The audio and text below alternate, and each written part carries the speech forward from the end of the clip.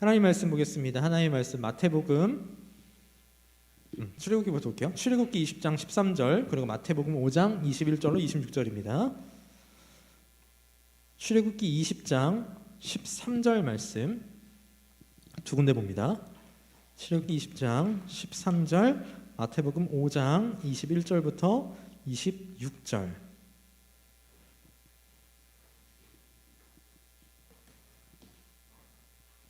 출애굽기 20장 13절은 외울 수 있는 우리 지체들 외우셔도 됩니다. 네. 외우는데 1초 걸려요. 딱 오래 걸리지 않아요. 자, 출애굽기 20장 13절 우리 같이 합독합시다. 출애굽기 20장 13절 시작. 살인하지 말라. 자, 마태복음으로 넘어갑시다. 마태복음 5장 21절부터 26절까지 우리 한 절씩 교독하겠습니다. 마태복음 5장 21절로 26절 제가 먼저 읽겠습니다. 옛사람에게 말한 바 살인하지 말라. 누구든지 살인하면 심판을 받게 되리라 하였다는 것을 너희가 들었으나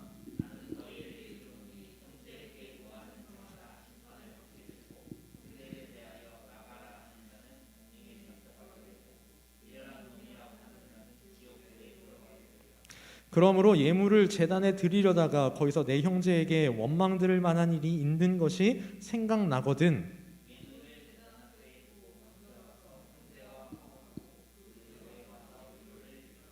너를 고발하는 자와 함께 길에 있을 때에 급히 사화하라. 그 고발하는 자가 너를 재판관에게 내어주고 재판관이 옥리에게 내어주어 옥에 가둘까 염려하라.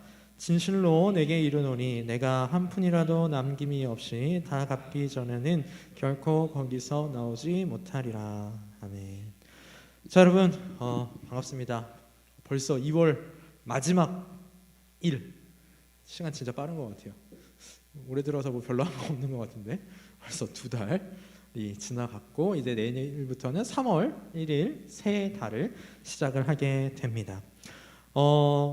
우리 지난주에도 하이델베르크 릴름담을 계속 했습니다. 우리 지난주에는 이제 이웃에 대하여서 이웃 사람들에 대하여서 우리가 어떤 태도를 취해야 되느냐, 이웃 사랑을 어떻게 실천해야 되느냐 그 내용들을 살펴봤는데 우리 지난주에는 5계명 내 부모를 공경하라 라는 계명을 통하여서 부모로 대표되는 윗사람들 또 윗사람으로서 아랫사람은 어떻게 대해야 되고 같은 지위에 있는 사람들을 어떻게 대하여야 하는가 그 내용의 말씀 우리가 지난주 5계명의 말씀을 통하여서 살펴봤습니다.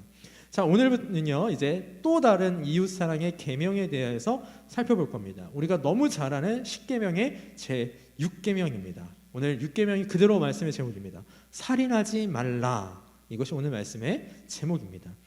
우리 6계명은요 참 단순합니다. 사실 6계명, 7계명, 8계명까지는 출애굽기 20장을 보더라도 그 어떤 수식어가 붙어 있지 않아요. 그냥 뭐뭐 하지 말라, 뭐뭐 하지 말라, 뭐뭐 하지 말라 라는 것으로 끝납니다. 그러나 이 간단한 말씀드림에도 불구하고 이 말씀들 속에 들어가 있는 하나님의 뜻, 어떻게 이웃을 사랑하여야 하는가라는 그 하나님의 뜻은 우리가 꼭 알고 넘어가야 합니다. 자, 오늘 우리가 두 군데의 성경을 읽었죠. 한 군데는 구약 모세의 율법에 기록되어 있는 10계명 그대로를 읽었습니다. 자, 근데 그 계명 그대로를 이스라엘 사람들은 열심히 지키며 살아왔습니다. 그런데 우리가 두 번째 읽은 본문인 마태복음 5장 21절로 26절 말씀은 예수님께서 우리가 흔히 산상수훈이라고 얘기를 해요. 산에 오르셔서 많은 사람들을 향하여 가르치셨던 말씀 중에 한 부분입니다. 이 부분을 저는 어떻게 표현하냐면 구약 율법인 6계명에 대한 예수님의 주석 이렇게 설명을 합니다. 쉽게 말하면 20장 13절 6계명 살인하지 말라가 메인 교과서라면 오늘 우리가 읽은 21절로 26 마태복음 5장 21절로 26절은 그 뜻을 해설한 해설서, 참고서 이런 개념이 될 것입니다. 그런데 예수님께서 해설해 주시는 그 말씀을 보면 단순한 이 살인하지 말라라의 계명이 일반적인 정말 사람을 죽이지 말아라 라는 그런 1차원적인 계명이 아니라 더 깊은 뜻이 있다는 것을 우리가 알 수 있습니다. 자, 우리 살인하지 말라라는 이 계명에 있어서 아마도 이 자리에 앉아있는 우리 청년부 지체들 가운데 이 계명을 직접적으로 어긴 사람은 없을 겁니다.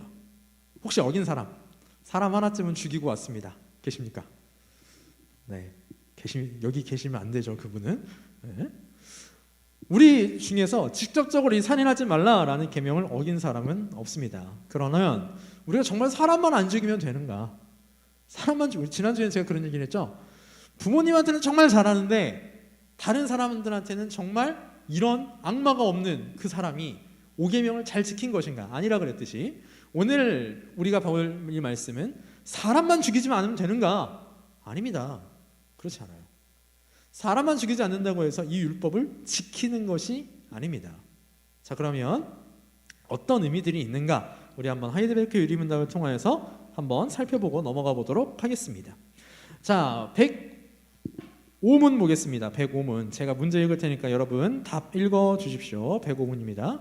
제6계명에서 하나님께서 원하시는 것은 무엇입니까? 시작. 내가 이웃의 명예를 훼손하거나 그들을 미워하거나 해치거나 죽이지 않기를 원하십니다. 나는 생각이나 말이나 몸짓으로 무엇보다도 행동으로 그리해서는 안 되고 다른 사람을 시켜서 해도 안 되며 오히려 모든 복수심을 버려야 합니다. 더 나아가 자기 자신을 해쳐서도 안 되고 부주의하게 미움에 빠뜨려서도 안 됩니다. 그러므로 살인을 막기 위해서 국가는 또한 칼을 가지고 있습니다. 자, 우리 오늘은 하이데베르크 문답 40주일에 있는 거 105문부터 107문까지 한번 다 보고 넘어갑시다. 106문 바로 이어서 갑니다. 그런데 이 계명은 살인에 대해서만 이야기합니까? 시작. 아닙니다. 하나님께서는 살인을 금함으로써 살인의 뿌리가 되는 시기, 증오, 분노, 복수심 등을 미워하시며 이 모든 것들을 살인으로 여기신다고 가르칩니다. 107문 앞에서 말한 방식으로 우리 이웃을 죽이지 않으면 그곳을 이 계명을 다 지킨 것입니까? 답 시작. 아닙니다. 하나님께서는 시기와 증오와 분노를 정죄하심으로써 우리가 우리 이웃을 자기 자신처럼 사랑하여 인내와 화평과 온유와 자비와 친절을 보이고 우리가 할 수 있는 한 그들을 해악으로부터 보호하며 심지어 원수에게도 선을 행하라고 하셨습니다. 라고 됩니다. 자, 여러분 하이데베르크 문답 105문부터 107문까지 이렇게 쭉 이어서 보면요, 대략적인 흐름이 어떻게 되냐면 105문 제6계명에서 직접적으로 하나님이 원하시는 것이 무엇인가? 직접적으로 하나님께서 원하시는 것이 무엇인가? 106문에서는 그러면 그 6계명을 지키기 위해서 무엇을 하면 안 되는가? 107문 그러면 하지만 않으면 되는 것인가? 우리가 무엇을 할 것은 없는가? 아니요. 107문을 보면 우리가 무엇을 해야 한다라는 걸 우리에게 가르쳐주고 있습니다. 즉 살인하지 말라라는 살인하지 말라 6글자에는 이 6글자에는 우리가 이웃에 대하여서 무엇을 하면 안 되고 무엇을 오히려 해야 하는지 그 내용들이 다 포함이 되어 있는 것입니다. 자, 우리 먼저 마태복음 5장 오늘 함께 읽은 본문을 조금 살펴보도록 하겠습니다. 아까 말씀드렸듯이 오늘의 두 번째 본문인 마태복음 5장 21절부터 26절은 마태복음 5장 1절부터 시작되는 산상수훈이라 불리는 말씀의 일부분입니다. 산상수훈에서 예수님께서는 여러 가지 가르침을 주셨는데 그 중에서도 율법의 실체이시고 율법의 완성자로서 율법의 몇 가지 조항들을 새롭게 해석해주고 계십니다. 그 중에 한 계명이 바로 이 살인에 관한 계명이죠. 자, 그러면 예수님께서 해석해 주신 살인이라는 의미가 어떤 것인가? 자, 우리 21절과 22절을 보면 이렇게 말씀합니다. 옛 사람에게 말한 바 살인하지 말라. 누구든지 살인하면 심판을 받게 되리라 하였다는 것을 너희가 들었으나 나는 너희에게 이르노니 형제에게 노하는 자마다 심판을 받게 되고 형제를 대하여 나가라 하는 자는 공회에 잡혀가게 되고 미련한 놈이라 하는 자는 지옥불에 들어가게 되리라 라고 말씀하십니다. 여러분, 살인을 저지르면 당연히 심판을 받게 되겠죠. 하나님한테도 심판을 받게 될 거고요. 아까 우리 하이데베르크 문답 105문답의 맨 마지막에 보면 그러므로 살인을 막기 위해서 국가는 또한 칼을 가지고 있습니다라는 이런 표현이 있는데 국가의 법에 의해서도 심판을 받게 됩니다. 그죠? 그런데 예수님께서는 단순히 그 살인만을 의미하지 않는다. 예수님께서 말씀하신 살인하지 말라라는 의미는 무엇이냐면 형제에게 노하는 거 살인이다. 형제에게 대하여 나가라 하는 거 살인이다. 미련한 놈이라 하는 거 살인이다 라는 것입니다. 여기서 노하는 자마다 여기서 노는요 일시적인 분노가 아니에요. 그냥 잠깐 짜증나서 으아! 한 게 아니라 지속적으로 악의적으로 그 사람을 해하려고 하는 그런 분노, 그것을 노라고 하는 거고요. 라가라는 이 말은 무슨 뜻이냐면 바보, 멍청이 이런 뜻입니다.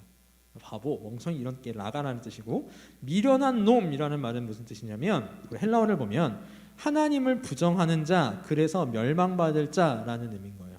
그러니까 쉽게 말해서 누군가에 대하여, 어떤 사람에 대하여 지속적으로 악의적으로 저 사람을 해하고자 하는 그런 분노를 갖고 있는 거, 그걸 예수님의 기준은 살인이라고 말씀하신 거고, 형제에 대하여서 멍청이라고 하는 거, 또 너는 하나님을 부정하는 자야, 너는 그래서 멸망받을 수밖에 없는 자야 라고 하는 거 모두 다 살인이라는 겁니다. 종합해보면 다른 사람을 향한 악의적이고 지속적인 분노나 입술로 행하는 폭력까지 예수님은 모두 다 살인이라고 여기십니다. 요한일서 3장 15절의 말씀을 보면 형제를 미워하여 하는 행동, 언행은 모두 살인이고요. 그러한 마음까지도 살인이라는 악한 범주에 들어가게 됩니다.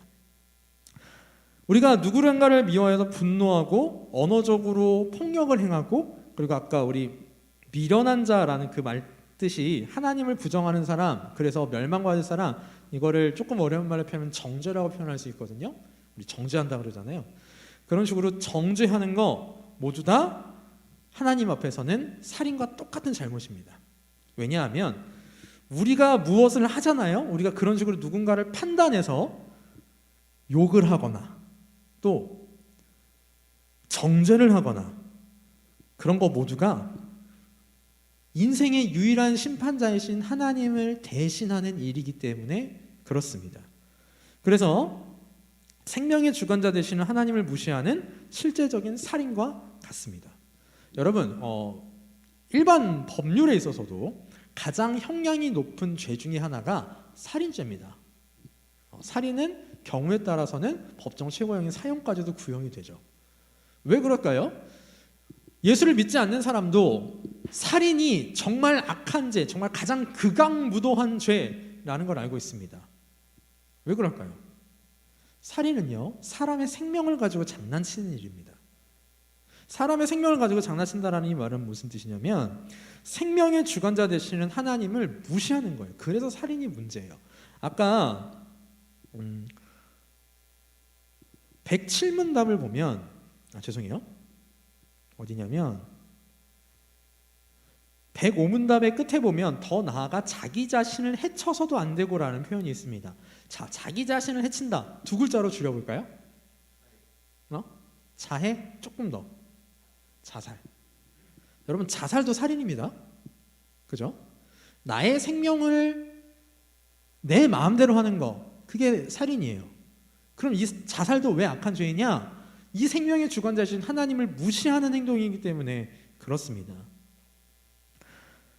여러분, 육체적인 살인 자체가 그렇게 악한 죄이고요.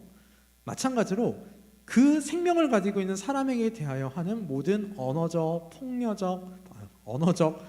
신체적 그 모든 폭력들이 모두 다 살인입니다. 오늘날 따지면 제가 이 말씀을 이렇게 생각해 보다 보면 예수님께서 지금 이 세상을 살고 계시면 한 가지를 더 말씀하셨을 것 같아요.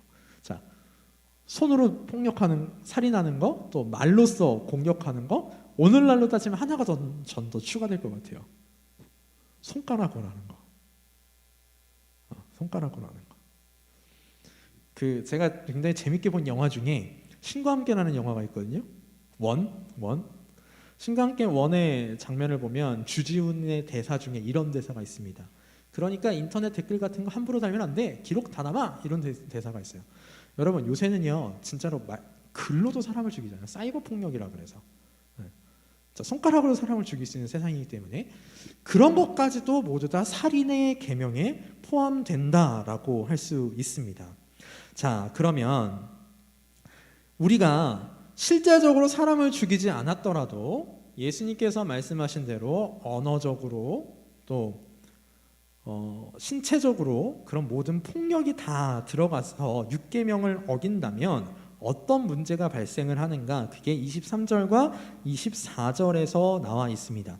우리 23절과 24절 같이 한번 읽어볼까요? 23절, 24절 시작. 그러므로 예물을 제단에 드리려다가 거기서 내 형제에게 원망 들을 만한 일이 있는 것이 생각나거든 예물을 제단 앞에 두고 먼저 가서 형제와 화목하고 그 후에 와서 예물을 드리라. 자 봅시다.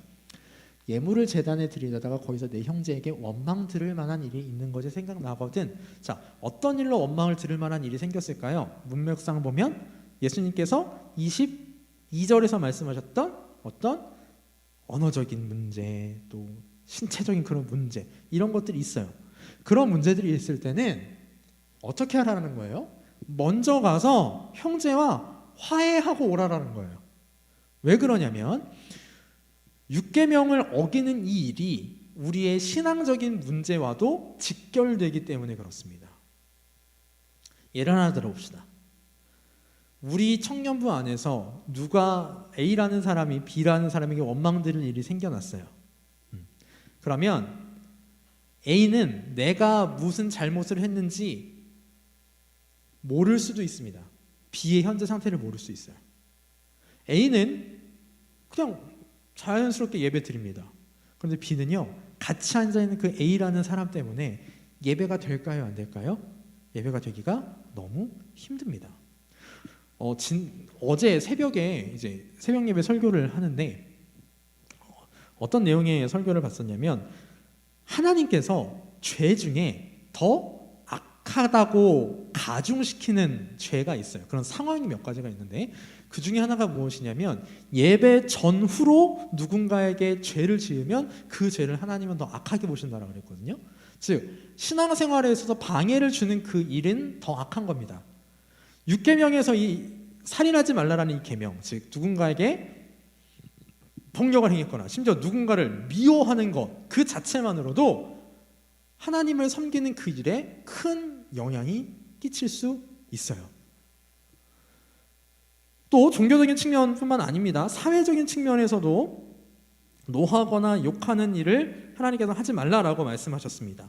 5장 25절 말씀을 보면 너를 고발하는 자와 함께 길에 있을 때에 급히 사화하라. 그 고발하는 자가 너를 재판관에게 내어주고 재판관이 옥리에게 내어주어 옥에 가둘까 염려하라. 진실로 내게 이르노니 내가 한 푼이라도 남김없이 다 갚기 전에는 결코 거기서 나오지 못하리라 라고 말씀하십니다. 자, 이 말씀은요 1차적으로 세상 재판관도 가리킵니다. 내가 누군가를 죽였거나 누군가를 때렸거나 아니면 아까 우리 백오문 답의 첫 번째에 나오는 누군가의 명예를 훼손했다. 그러면 세상 법의 기준에서도 재판관에게 갈 수 있어요. 그런데 여기서는 그 세상 재판관뿐만 아니라 최고의 재판장 되시는 하나님을 가리키는 말씀이기도 해요. 그런 일 자체가 하나님 앞에서 하나님의 최고의 재판장이신 하나님께 정죄받을 만한 그런 악한 일이다라는 것입니다. 우리가 이 세상에서 살아가는 동안에 이 6계명을 어긴다라고 해봅시다. 즉 다른 사람을 향하여서 악의적이고 지속적으로 노하고 미워한다거나 또 언어적으로 신체적으로 사이버에서 폭력을 저지르는 그런 살인죄를 범한다면 그에 대한 심판은 누구께서 하십니까? 하나님께서 우리한테 하신다라는 겁니다. 종합해보면 노하거나 욕하는 거 이런 거는 다 종교적으로도 세상적으로도 하나님께서 금지하신 일이다라는 것이죠. 우리가 살아가는 모든 곳, 즉 우리의 교회가 됐건 직장이 됐건 여러분의 학교가 됐건 여러분의 가정이 됐건 그 모든 곳에서 우리는 다른 사람을 향한 지속적이고 악의적인 분노나 언어적인 폭력을 금지해야 돼요. 물론 여기서 이 말뜻이 잘못한 것도 그냥 넘어가라 이런 뜻은 아닙니다. 해야죠. 그런데 어떻게 해야 되느냐? 우리 지난주에 배운 5계명 예의에 맞게 해야 돼요. 예의에 맞게. 참 이게 어려운 일이죠. 누군가를 책망하거나 질책할 때 예의에 어긋나지 않게 하는 것 굉장히 어려운 일이지만 그 일을 우리는 해나가야 합니다. 하나님께서 우리한테 그걸 원하십니다. 그래서 우리로 하여금 세상의 빛과 소금의 일을 감당하게 하시는 거거든요. 우리는 우리의 삶 가운데서 어떻게 보면 이 6계명을 참 쉽게 어기고 살아갑니다. 행동으로, 말로, 생각으로 그렇습니다. 특별히 우리가 살아가는 요즘 세대는 더 그러해요. 디모데후서 3장 3절 말씀입니다. 우리 같이 한번 읽어볼까요? 디모데후서 3장 3절 같이 읽어봅시다. 시작. 무정하며 원통함을 풀지 아니하며 모함하며 절제하지 못하며 사나우며 선한 것을 좋아하지 아니하며. 요즘 세대가 이런 세대 아닙니까? 참 정 없어요. 우리 대부분 아파트 혹은 빌라 살 텐데 아파트 옆집에 누구 사는지 아는 분? 인사 자주 해요? 빌라 내 아랫집에 누구 사는지 알아요? 알아요? 좋아요. 여러분 예전에는요, 나도 못 겪어본 옛날 이야기인데, 못 겪어본 건 아니지. 나는 약간 걸쳤어요. 예전에는 참 가정 간의 교류가 은근히 많았어요. 가정 간의 교류가 은근히 많았거든요. 그 드라마 응답하라 1988 보면 되게 재밌는 장면 중에 하나가 뭐냐면, 그 모든 집의 애들이 엄마의 심부름을 따라서 반찬을 들고 왔다 갔다 하다가 결국엔 짜증에 못 이긴 류준열이 이럴 거면 다 같이 먹어라고 얘기하는 그 씬이 있어요. 여러분 그런 시절도 있었거든요. 그런 시절도 있었어요. 근데 요새는 참 그렇지 못하죠.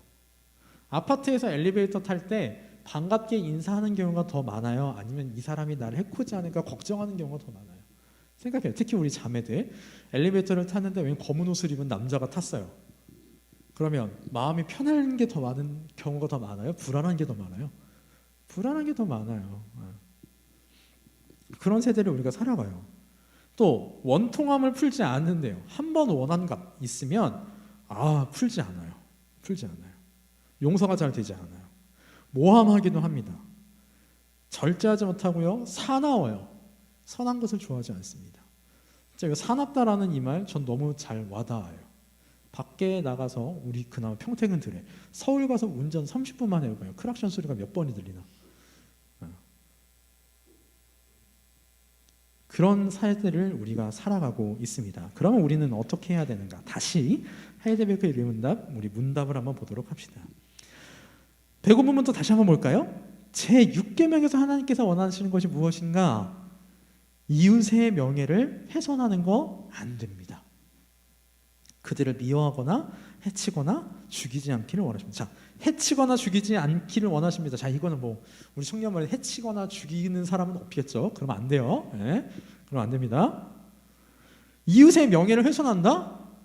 여러분 이게 되게 어려운 말 같죠? 이웃의 명예를 훼손한다. 근데 이거 그다지 어려운 일 아니에요. 이웃의 명예를 훼손하는 일. 그다지 어려운 일 아닙니다. 쉽게 우리 장난으로도 그렇게 할 수 있어요. 미워하는 거 어려운 일 아니에요.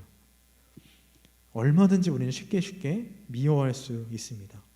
생각이나 말이나 몸짓으로, 무엇보다도 행동으로, 뭐 행동까지는 안 간다 할지라도 생각으로, 말로, 몸짓으로 얼마나 쉽게 합니까?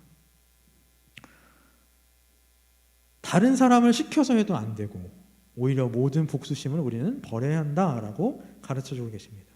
그리고 제일 중요한 거, 더 나아가서 나 자신을 해쳐서도 안 되고요, 부주의하게 위험에 빠뜨려서도 안 됩니다. 여러분 자살에는요 몇 가지 종류가 있는데요. 첫 번째는요, 내가 일부러 자살할 수 있는 상황을 만들어서 자살을 하는 거가 있어요. 예를 들면 나무에다가 끈을 걸어서 한다든가, 뭐 일부러 약을 먹는다든가 이런 자살이 있고요. 두 번째는 또 어떤 종류의 자살이 있냐면, 이거 내가 분명히 이대로 가면 죽을 줄 아는데 그냥 하는 경우가 있어요. 대표적인 케이스가 어떤 케이스냐면, 아마 이 드라마는 다 보여요. 도깨비 혹시 안 봤다? 드라마 도깨비. 야, 현준아, 쟤 좀 그런 것도 같이 공유 좀 해줘요. 도깨비에 보면 이동욱이 왜 죽어요? 원래, 그러니까 고려의 왕이었을 때 왜 죽죠? 기억 안 나요 혹시?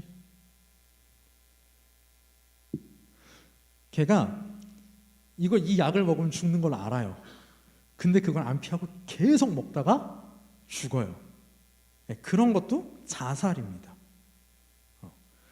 우리 남자 청년들 운전하는데 내가 이 상태로 계속 달리다 보면 죽을 것 같아. 근데도 이걸 못 끊겠어. 그러다 죽으면 그것도 자살이에요. 그건 사고사가 아니에요, 여러분. 죽을 수 있는 상황을 안 피한 거거든요. 네. 그런 것들 다 포함이 됩니다. 그러면 우리는 이 계명 안에서 어떤 것들을 멀리해야 되는가? 그게 아까 106문에 있다라고 그랬습니다. 시기, 증오, 분노, 복수심 이런 것들을 하나님께서 미워하시기 때문에 또 이것은 살인으로 동등하게 여기시기 때문에 멀리해야 한다라고 합니다. 근데 이게 잘 되나요? 잘 되지 않아요. 네. 화나죠. 회사에서 나 퇴근 시간 지났는데 퇴근을 안 시켜줘. 열받지. 학교에서 그룹 과제를 하는데 조별 과제를 하는데 한 놈이 계속 버스를 타. 아무것도 안 해. 열받죠. 미워하는 마음이 들죠. 또 교수님이 얘만 이뻐해. 시기하는 마음 들죠. 우리는요, 이거 얼마든지 만날 수 있는 상황입니다. 실제로 마귀는 이러한 일들로 계속해서 우리를 넘어뜨리려고 합니다. 그럼 어떻게 해야 이런 것들을 벗어날 수 있을까요? 그 답이 107문에 있어요. 안 하려고 하지 말고 오히려 다른 걸 해보려고 하라라는 겁니다. 107문의 답을 다시 한번 볼게요. 하나님께서는 시기와 증오와 분노를 정죄하심으로써 우리가 이웃을 뭐처럼 사랑하라고요? 자기 자신처럼 사랑하여 인내와 화평과 온유와 자비와 친절을 보이고, 즉 다른 사람에게 대해서 난 저 사람 미워하지 않을 거야 에서 끝나는 것이 아니라 인내와 화평과 온유와 자비와 친절을 오히려 베푸는 거예요.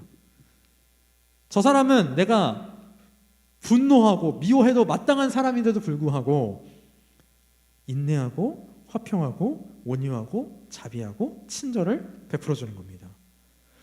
심지어 우리가 할 수 있는 그들을 해악으로부터 보호하라라고 말씀하셨어요. 심지어는 또 뭐라고 하시냐면, 여기 표현이 재밌죠?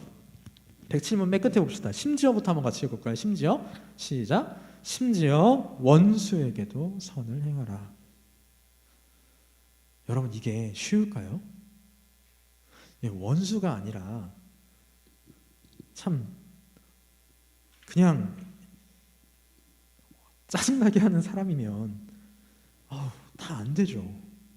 절대 쉽지 않습니다. 자, 그러면 어떻게 하면 이런 일들을 할 수 있을까? 우리 몇 가지만 생각하고 오늘 이 시간을 정리해 보고자 합니다. 첫 번째로 우리가 살인하지 말라라는 이 계명을 온전히 지켜나가기 위하여서, 온전히까지는 못하더라도 내 삶에서 지키도록 노력하기 위해서 우리는 첫 번째 알아야 할 것이 있습니다. 사람이 얼마나 귀한 존재인지를 알아야 해요. 우리 오늘 이따가 마침 찬양이 당신을 향한 노래입니다. 아주 먼 옛날 하늘에서는 당신을 향한 계획이 있었죠. 하나님께서 바라보시며 좋았더라고 말씀하셨네. 이 세상 그 무엇보다 귀하게 나의 손으로 창조하였노라. 여러분, 이 세상에 있는 모든 사람들은요, 그런 사람들입니다. 그런 사람들이에요. 여러분 한 사람 한 사람이 그렇게 귀한 사람들입니다.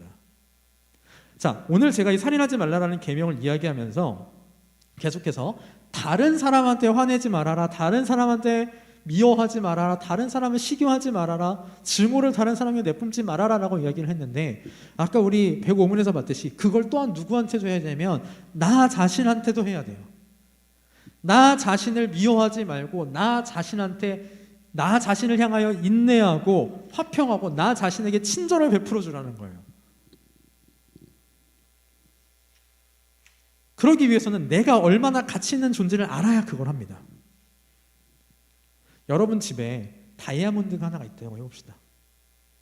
그 다이아몬드 아무데나 방치하겠습니까? 예쁜 함을 만들어서 자물쇠까지 걸어서 방치를 안 된다. 보관을 하겠죠? 마찬가지예요. 여러분의 부모님께서 여러분을 귀하게 여기시니까 금이야 오기야 키우시는 거잖아요. 키우셨던 거잖아요. 왜?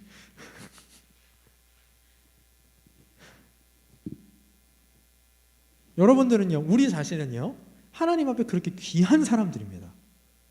하나님께서 이 세상 그 무엇과도 우리를 안 바꾸세요. 심지어 자기 독생자 예수 그리스도를 내어 주시기까지 우리를 가치 있게 여겨주십니다. 자, 근데 그렇게 가치 있는 사람이 누구예요? 내 옆에 있는 사람이에요. 내 옆에 있는 사람. 예수 그리스도를 믿지 않는 불신자도요, 실제로 가치 있는 사람이에요. 물론 그들은 하나님한테 진노의 그릇이 되면 영원한 형벌로 들어가겠지만, 그러나 그 역시 하나님께서 지으신 창조물입니다. 그렇기 때문에 우리가 가치 있게 여겨주고 해야 해요. 물론 이건 사람한테만 해당되는 것이 아니에요. 그러나 사람한테는 그걸 제일 많이 해야 됩니다. 여러분도 아시는 분은 아시겠지만 제가 동물 진짜 좋아하거든요. 동물 진짜 좋아해요. 강아지를 보면 좋아 죽고 고양이를 보면 환장하는 편이에요. 그런데 급류에 사람하고 고양이하고 빠졌으면 무엇을 구할까요? 무엇을 구하는 게 맞아요, 여러분? 사람하고 고양이하고 떠내려가고 있어요. 뭘 구해야 돼요? 사람. 그만큼 사람이 가치 있는 존재라는 거예요. 우리 청년부 여러분, 일단은 가장 먼저 내가 얼마나 가치 있는 존재를 아셨으면 좋겠습니다. 그리고요, 내 옆에 있는 이 사람이 얼마나 가치 있는지도 아셨으면 좋겠어요. 내 가치랑 내 옆에 있는 사람의 가치랑 얼마의 차이가 날까요? 질문해볼까? 유나야, 언니랑 유나랑 가치 차이가 얼마나 나요? 안 나요. 똑같아요.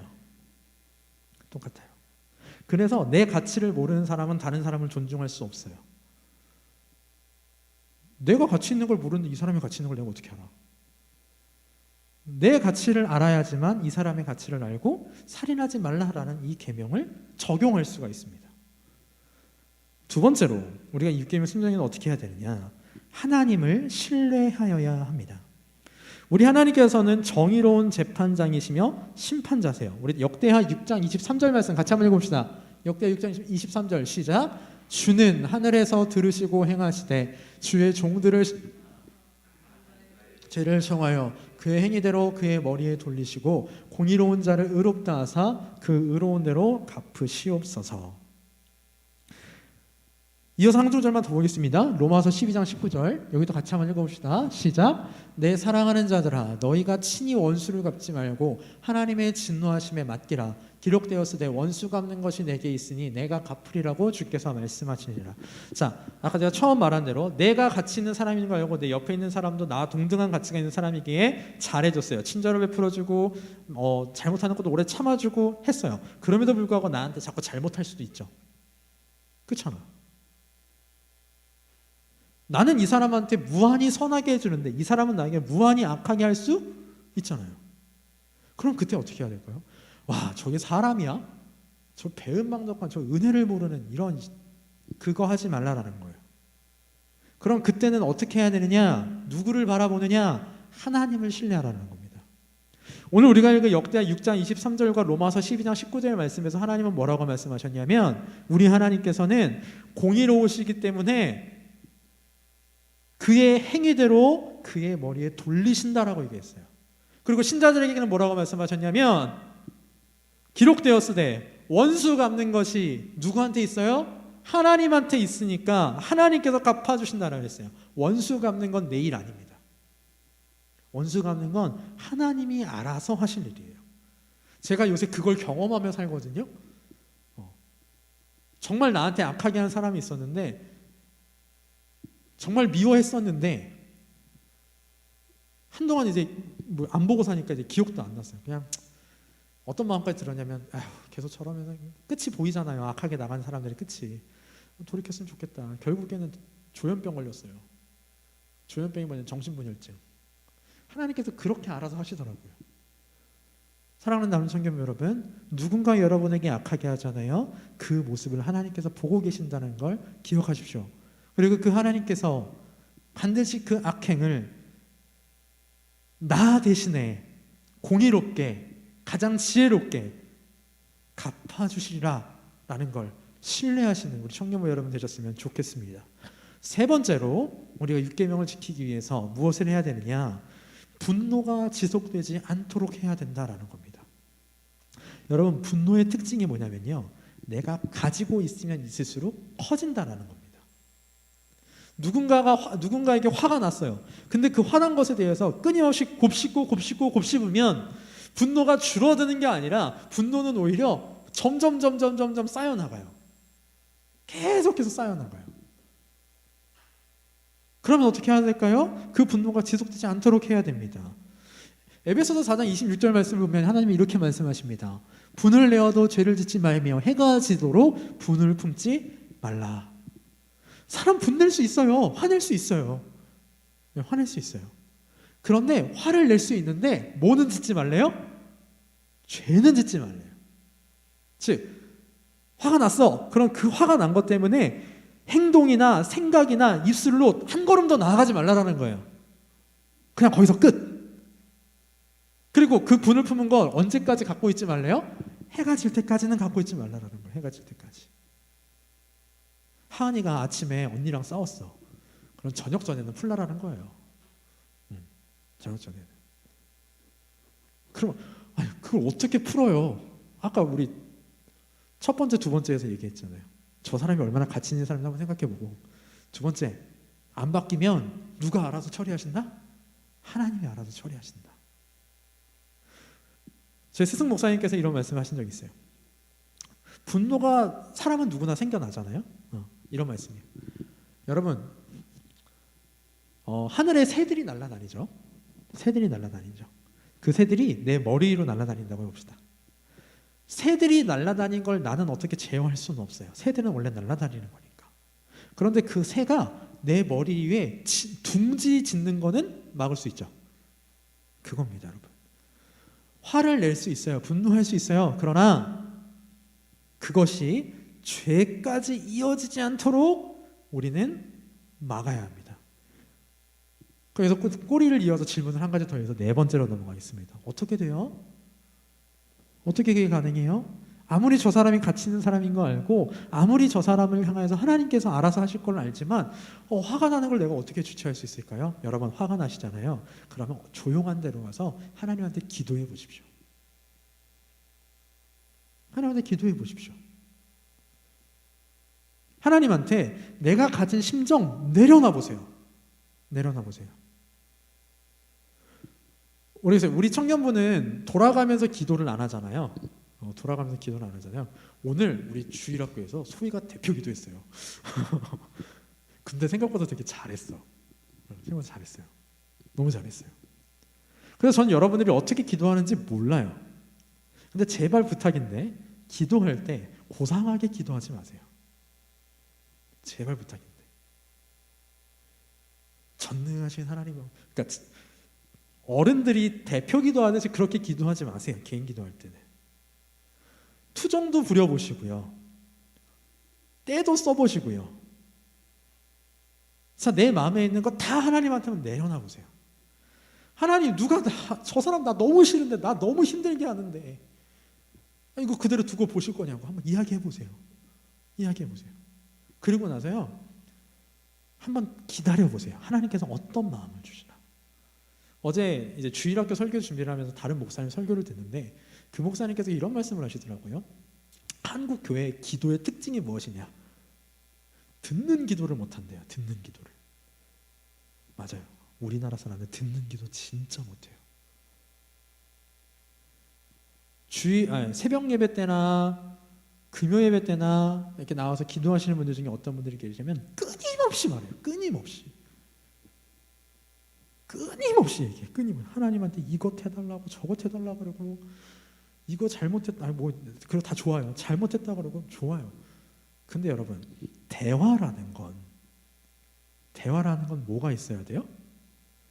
액션이 있으면 리액션이 있어야 되잖아요. 기도도 그렇습니다. 그래서 저 같은 경우는 가끔 어떨 때가 있었냐면 밤마다 오서 기도할 때 한 30분 기도하고 30분 동안 그냥 가만히 아버지 주님만 찾을 때가 있어요. 근데 신기하게 그렇게 찾잖아요. 그러다 보면 내가 기도했고 내가 고민하고 있던 것에 대하여서 해결책이 떠오르기도 하고 해결책이 생겨나기도 하더라고요. 여러분, 기도하십시오. 다른 사람에 대해서 너무나도 미운 감정이 들어요. 이게 해결이 안 돼요? 기도하십시오. 기도하십시오. 우리 지식적으로는 오늘 이 말씀을 통해서 알았어요. 그래, 저 사람 너무나도 귀한 사람이야. 알아요. 너무 귀한 사람이야. 나 저 사람 나처럼 소중하게 여겨줄 거야. 근데 그 사람이 나한테 난리쳐요. 그래, 그래도 내가 참아야지. 화내지 말아야지. 화를 내도 죄짓지는 말아야지.